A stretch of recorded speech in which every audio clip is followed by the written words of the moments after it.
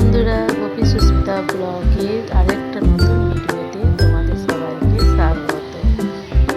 আজ সোমবার আর প্রচণ্ড গরম, সব জায়গাতেই এখন গরমটা প্রচণ্ড পড়েছে।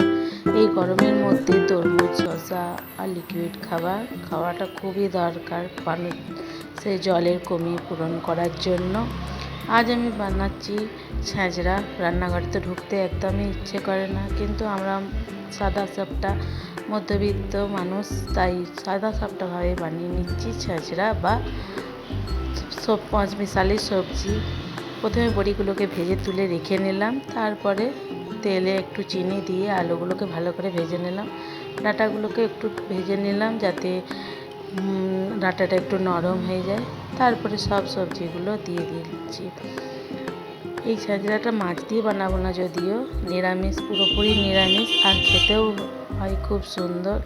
গরমে ডাল ভাত আর এই সবজি খুব ভালো লাগে।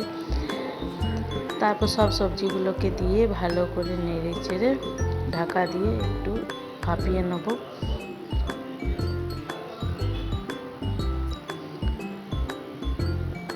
ভালো করে ভেজে নিয়ে এবার দিয়ে দেবো 1 চামচ নুন আর হলুদ, দুটোকে ভালো করে নাড়াচাড়া করে মিশিয়ে ঢাকা দিয়ে দেবো। এদিকে মশলাটা করে নিই। জিরে দিয়ে দিয়েছি 1 চামচ আর একটু মৌরি ভালো করে পেস্ট বানিয়ে নিয়েছি। যখন তরকারিটা জলটা মরে যাবে, তখন কমে যাবে, ভাজা ভাজা হয়ে যাবে, তখন দিয়ে দেবো মশলাটা। আর মশলাটা দিয়ে ভালো করে ভেজে নিতে হবে। জিরেটা, কাঁচা জিরে, একটু উপর থেকে চিনি দিয়ে দিলাম, আর ভালো করে জল দিয়ে একটু মশলা ধোয়া জলটা দিয়ে ভালো করে কষে নিতে হবে। দিয়ে দিচ্ছি বড়িগুলো, তারপরে ভালো করে 2-4 বার নেড়ে দিয়ে দেবো জল দিয়ে এটা একটু ভালো করে সিদ্ধ হতে দিয়ে দেবো। আর তারপরে শুকনো শুকনো করে নিলে তরকারিটা রেডি হয়ে গিয়েছে। দেখো কত সুন্দর দেখতে হয়েছে, আর খেতেও হয় দুর্দান্ত।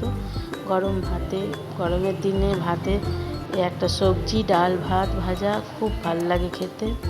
তো তোমাদের যদি ভিডিওটা ভালো লাগে, লাইক শেয়ার সাবস্ক্রাইব করে দিও, আরও ভালো ভালো নতুন নতুন ভিডিও নিয়ে আসার জন্য।